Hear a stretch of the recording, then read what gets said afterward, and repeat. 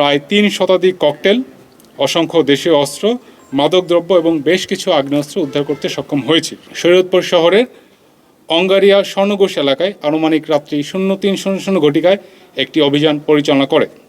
উক্ত অভিযানে একটি টমাহক শটগান, 2টি AK.22 bore semi automatic rifle, 3টি magazine, 71 round shotgun ammunition, 57 round rifle .22 barrel ammunition, 12 round 9mm pistol ammunition, একটি বিদেশি ড্যাকার এবং 3 বোতল বিদেশি মদ এবং মাদকদ্রব্য গ্রহণের সরঞ্জামাদি উদ্ধার করে।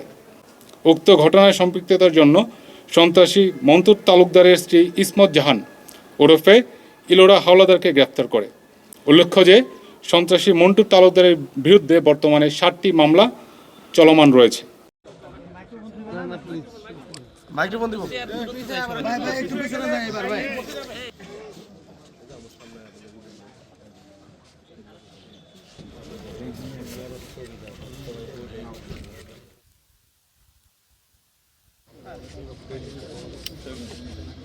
সবাই আমরা